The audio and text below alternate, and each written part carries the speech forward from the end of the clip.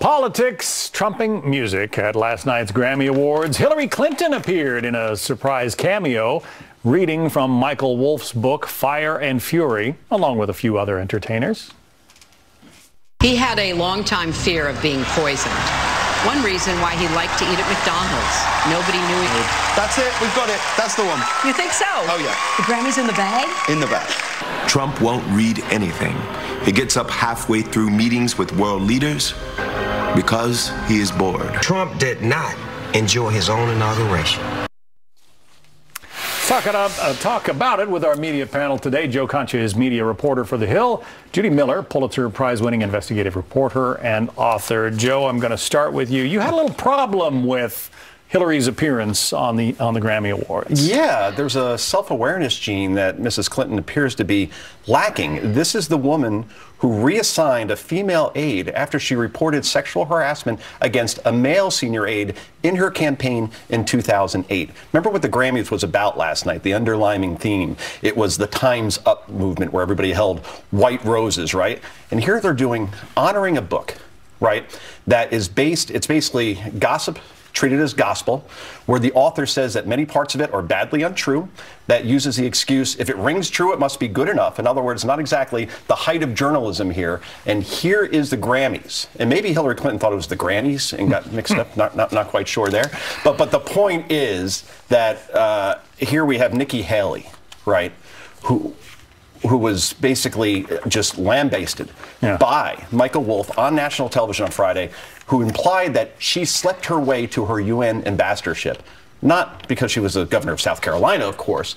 And of course, everybody cheers on this book, cheers on Hillary Clinton, and I found it to be one of the most pathetic things I've ever seen during an award show. She is a bright, articulate, accomplished immigrant. Her parents immigrated to this country, and yet she doesn't get that kind of respect. Might as well bring up her tweet, because she was apparently watching the Grammys last night, and Nikki Haley wrote, "I've always loved the Grammys, but to have artists read the Fire and Fury book killed it. Don't ruin great music with trash. Some of us love music without the politics thrown in it." Judy? Well, I know this is going to shock Joe, but in this one I just tend to agree with him. Look, I realize that Hillary Clinton has been on a bit of a redemption, acknowledgement, self-aggrandizement tour after losing the presidency twice. But she is not president. She needs to go away and let younger, brighter people take the stage. And what she did last night plays to the worst in the Democratic Party. Its smugness, its PC, its anti-cop theme, which is riddled through this group, self-satisfied people who have everything. And she's repeating the very mistake she made on the eve of the election, which was not to hang out with working class people, but to go to a rock concert. Does this woman learn nothing? I mean, I voted for her. Many people did. But this is just enough. Hillary, please go away. Why do the organizers of the Grammys think that particular skit was going to be funny?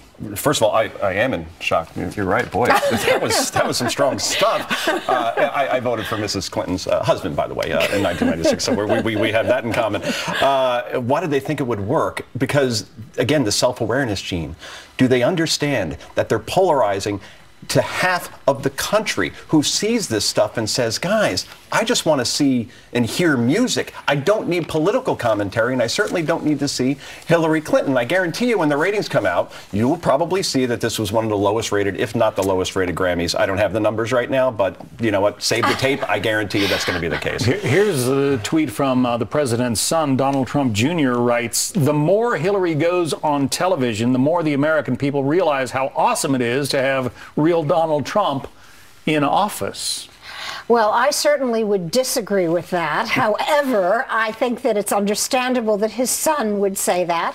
But I agree that her appearances, such appearances, only deepen the polarization. And they deepen the split within her own party between people who want to move on and those who want the old Democratic establishment. Now, I happen to think that Hillary Clinton's views in foreign policy, national security, are much more in keeping with where a majority of the country is and a majority of Democrats are than those who support Bernie Sanders, Elizabeth Warren. But that's not the base of the Democratic Party. Appearances like this play to that base, and I don't think it's going to help in a general election. I don't think it helps the party. We'll see if your predictions on the ratings come true. We have to run. Joe Concha, Judy Miller, thank you both. Thank you.